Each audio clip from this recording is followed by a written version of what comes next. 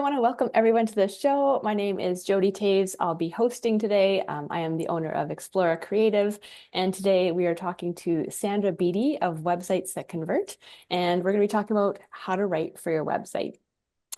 So I'm going to let Sandra introduce herself, and then we'll jump right into it. Well, thank you for that introduction, Jody. So yes, my name is Sandra Beatty, and I am a website conversion copywriter. So that basically means my job is to help your website do its job, which is to convert visitors into leads for your business. And it's so important. As someone that works in websites, I definitely I appreciate good writing. That's 100% sure. Yeah. For those people in our audience that don't really know what copywriting is, can you just what is copywriting? When we talk about web copy, what does that mean? For me, when I say conversion copywriting, what I'm talking about, so there is copywriting, which is kind of a general term. Mhm. But conversion copywriting is specifically using data, analytics, client interviews, online research. So it's basically really getting to know very well your clients' problems, how they express the words that they use to describe their problems or the desired outcomes they're looking for, to understand what it is that they need to feel that they can trust you, to feel that they're going to give you their time and their money, that you're going to be someone who's competent that can help them take from A to B. And because many people we go to when we're going to websites or anything, any kind of decision we're making in life, we've got a lot of guards up. There's a lot of guards and gates that we have to go through to get somebody to trust us. And that's kind of what my job is to help people feel like they can trust you enough to get on your calendar, to get on your email list, to take some kind of action on your website. And you do that by taking all this data and analytics and actually turning it into the words that we read, that your clients read on your website. Yes, because that Yeah. helps inform some things, but they like talking to the client, if Mhm. it's possible, like with client interviews or through reviews, surveys, like I said, online research. I need to get a really good idea of the demographic that you work with. Again, it really connects with what we do even from a brand strategy standpoint is we're always who's your target audience? Do you know them, right? How do Yeah, we create something that connects with them? yeah. And so just tell me a little bit more about how the writing actually can turn visitors into paying clients. I feel like you've been touching on it by creating credibility and trust. But yeah, can you speak to that a little bit more about the conversion part? Yeah, so there's so many things that are needed to get somebody to convert. So one is understanding them, be able to express, like I said, their problems, their desired outcomes, results they're looking for in their language. So you basically want to get them nodding their head. It's like as if you're with them in the room and you're talking to them and they're listening to you. You want to get the head nodding that they're like, oh, this person gets me, right? So you want to be really clear on what it is that you do, how you do it. Trust signals are another really important part of this process. When I say trust signals, I'm talking about you're answering the question in their mind, why should I trust you? How do I know that you're competent to help me? And so that is often done by testimonials, Google reviews, if you've got Google reviews, things like that. Things that are telling the person that you are credible, low credentials, awards you've won. There's lots of different ways of trying to help to lower, like I said, the person's their guard. You want to kind of filter, kind of get in there a little bit and get them to trust you.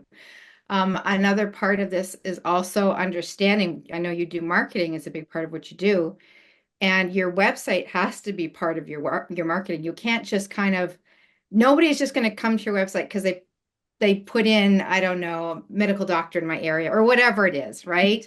They're going to come to your website usually because they've heard about you in some way. So they're already familiar with you and they're coming to your website to check you out. And so that's really important to be aware of that because you need to know, okay, what do I want to get them to do once they're on my website? And that's where the marketing strategy comes in.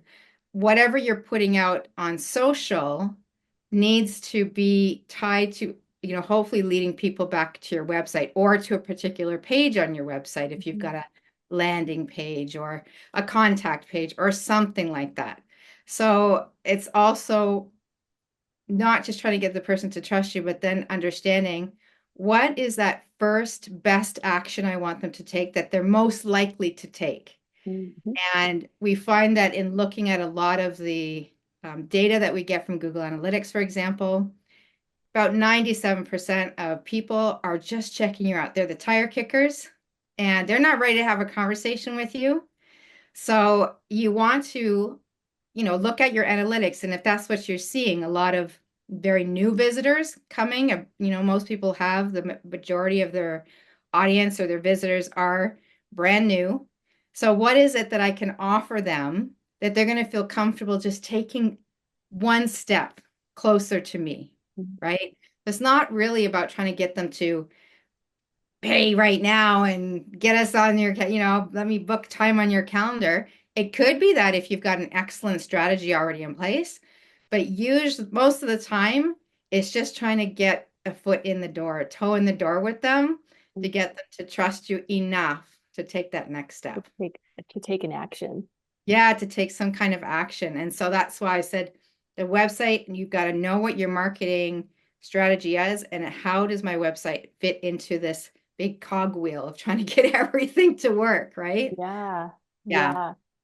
Man, I feel like we're gonna open a whole can of worms here, Sandra, that we could go down a rabbit hole. We could. Um, I really feel like we could go down a rabbit hole there.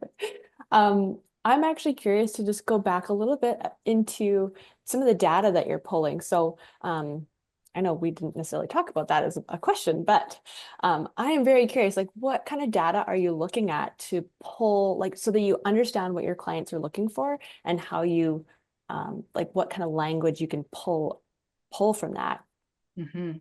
So one thing that I would be looking at, I've talked about Google Analytics, that Mhm. gives me certain indications as to what kind of pages, what are the most popular pages are that people are going to and trying to figure out why is it. Homepage is pretty obvious. I mean, that's usually the most visited page on any website is always the homepage. Mhm. The about page is often the second most visited page because people really want to know about who is this person about that I'm Mhm. about to that I'm considering having a relationship with, right? Mhm. So they want to know about you. But the Google Analytics will tell me, like I said, the most visited pages, it will tell me where they're navigating, how many visits people are they're getting in a day or in a week or in a month or in a 90-day period. Because if there's not enough traffic coming to the website, then I don't have necessarily enough information to know, okay, why are people taking this action or not? It becomes more of a guessing game. Yeah. But if there's a lot of traffic and you see a consistent pattern of behavior, then it's pretty good indication about certain things, right? It gives me certain specific information that can be really Yeah. useful. Yeah. Another tool that I use is Hotjar. Mhm. Hotjar is fantastic. It records live recordings of how people are interacting on your site, which you can be watching these recordings and you can see the wheels turning in their head as they're stopping and pausing and they're reading, or if they're just quickly scrolling through, you kind of can see how many people are really quick decision makers and Mhm. which ones need time to think. What are the parts on the page that are really important to them? It also will tell me how far down the page they're scrolling with heat maps so you Mhm. can see where people are dropping off. Are they missing important information? Do we have things hidden at the bottom that we really want to move up because too many people aren't even seeing it? They're not going far enough down. Yeah. It can tell me, where people are coming from to their onto their website, what kind of platforms maybe if they're coming from LinkedIn and things like that. Mhm. So it just gives me that kind of information as far as data goes, like that kind of analytical data. Yeah. But then when I do, like, if I look at surveys, it's awesome when I work with a client that has surveys, hundreds of surveys they've had people fill out or reviews. Mhm. They've got Google reviews. It's a mine gold of language and hearing, okay, what are people consistently saying they really like about this or the experience that they've had, and it tells you what's really important to people because people will often say one thing, but they actually are thinking something else. So it's not, you can't honestly, it's sometimes one of the things I would never advise is to get feedback on something you've done on your website from your network of people because they want to maintain a relationship with you. Your friends, they want your best interest. They're going to be so positive, right? So There needs to be some separation there so that you they're get more honest feedback. exactly. And one of the Um, best ways to do that is to use something like user testing or user brain. And what it does is they pay people to give you feedback on your website or on a particular page or a section even. And these are people that you can tell them what kind of demographic, of age range and all this stuff. You can tell them what you're looking for. mhm. So that's closer to your target market. And these people don't care. They will be completely honest with you. And that's what you need. Like they'll read it and go, I don't get this. This doesn't make any sense to me. Or sometimes they're brutally honest. So you get recordings of people speaking what they're thinking, and you get some people are really good at speaking what they're thinking as Yeah, they're looking at whatever you've asked them to test. So that's another thing that I use to help me really get a good idea of if people are understanding what's being said. yeah, Because we're so sometimes so close to the work, we think it's good, but actually it doesn't translate out the way we think it right. is. How much traffic does a website need to see in order for you to be able to like get real, like really good information from it? Basically, the more the better. If it's anything less than 200 to 300 visitors a month, Hmm. that's not a good sample. Like it's an okay sample size, but it's not the best. The more Yeah, you can get, the better. So I usually would recommend make a concerted effort to send people to your site just for the next couple of months, 2, 3 months, yeah. so we can get more data. Oh, yeah. Yeah. And when it comes to something like user testing, user brain, you really only need about 5 to 10 people Hmm. to give you feedback to test something out. When it comes to Google reviews and surveys, again, like minimum of 50. It's got to, or even more. I've gone through hundreds of reviews, Hmm. so I always say, like, if you can have a process in place for anything that you do where you can get, feedback very quickly afterwards while it's still fresh in people's mind, Yeah. then you'll always be collecting data because data you collected 6 months ago may actually be irrelevant now. A lot of it may not even be relevant because things change so quickly. So if you're just on top of it, collecting that kind of information all the time, then you're ahead of the game. If it Hmm. just becomes part of a process that you do. Yeah. So what I'm hearing from you is like if you wanted to work with a conversion copywriter, it'd be really good to have you need to have Google Analytics. That would Yeah. be very key. Yeah. And it's Likely at free, that stage you do. It's free, Yeah. yeah. I was like, we always put that on a site. Yeah. But then also you need to like make that effort to send people to your website, even if it's just for like, 3 to 6 months where you're really trying to, bump up your numbers from a web standpoint so that you've got data to work off of.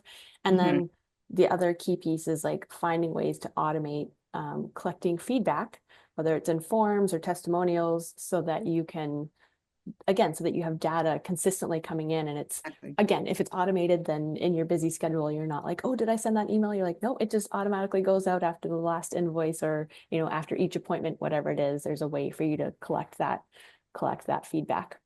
Yes, exactly. I know I've Yeah. been at a chiropractic office and they had it automated for Google reviews. In fact, that was the main thing that got me to reach out to them was they had like thousands of Google reviews, Oh, and wow. it was part of their process. You go in and after your first or second appointment, they're asking you to leave a Google review.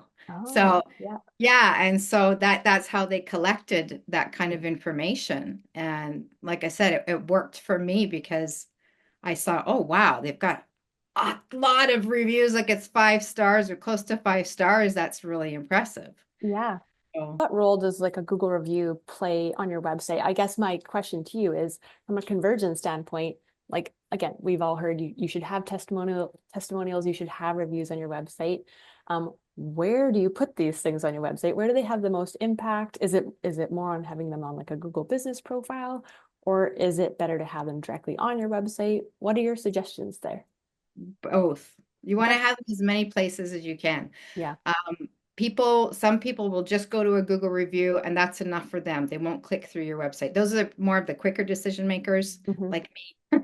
But there's other people who will read each review and then they'll want to go to your website and so on your website where you want to be putting it near the top because usually after that first screen that you see on your mobile or on your laptop or whatever, there's a drop off rate, from anywhere from 85 to 75, 70%. So 100% of people will see that first screen.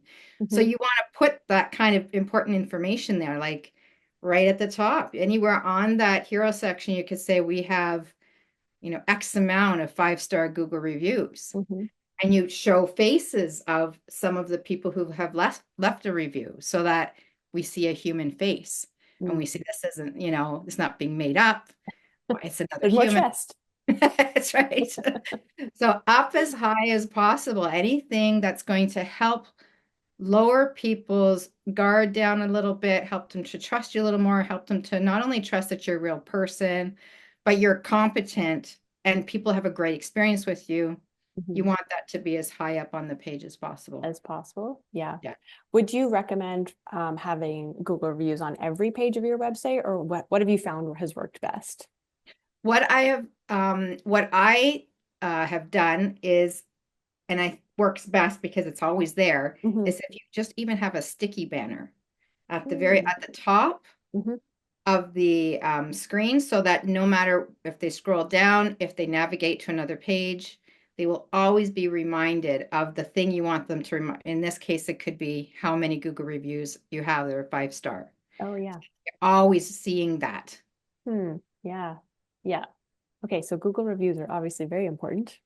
So Yeah, and for our especially viewers out there, get Google reviews. that's right. Absolutely. 100% Yeah. absolutely. Especially because of the movement towards eventually being a click-free environment. And what I mean by that is we're already seeing it happening where you can type a query in and Google will show you answer without you having to click to anything, Mm. Yes. right? Gives you like the bullet points. Yes. Mm. Yes. And so that is going to be really important that you have, if people do come to your site, that they're getting instantly the information that they want or what they need, like I said, to have um, build credibility. And so getting back to the Google reviews, though, specifically, is it's really important to have Google My Business, or I don't even think it's called that anymore. I can't It's remember a the name. Google business profile now, is what it's That's at a called. Google Yeah. business profile. That is incredibly important because then they don't have to, they can get the information that they want, see the reviews, all that stuff. Plus, Google will push that kind of content up on the first page if you have, so that you can not be showing up on this. No one navigate, very, very few people will navigate to the The second. second page. Yes. Yeah. Or even Yeah. halfway down that Google's first page, right? Absolutely. Yeah. So it's Yeah. incredibly important to have that a profile, a business profile on Google. Yeah. Yeah. Where can people find you online? So you have a YouTube channel. There's some other places you live online if people want to get more information. Plus, you have some really great like practical advice, like tips on YouTube. Tell us about that. Where can we find you? Yes. So I'm really only active on LinkedIn. Mhm. I have my own website, sandrabeatty.com, Mhm. and I have a YouTube channel. You can just search Sandra Beatty. It will come up there. And I do have every Friday, almost every Friday of the year. Usually they're in like 3-month increments Yeah. of something called Conversion Express. And it's just a 15-minute live webinar where I teach one concept for people that it's meant to be simple, doable, and actionable immediately on your website, just to help get more conversions from your website. It's all these little tweaks that you make that can Wow. help get better conversions. And I watched those. They're great. They are really like very to the point, super practical, super insightful, and so fun because they're actually on like live websites. So they feel very real. Yes, Yeah. yes, Yeah. yes. Awesome. Well, Sandra, thank you so much for being on the show. All the links that we have will be included, like all the links to your channels. We'll include those in the show notes. And I just wanted to thank everyone for watching and being here. Don't forget to hit the like button and subscribe if you found this valuable. And make sure you go check out Sandra's content on YouTube and her Friday sessions because they are very, very awesome. Thank Um, you. so thank you. And thank you for having me, Jodi. Oh, my pleasure.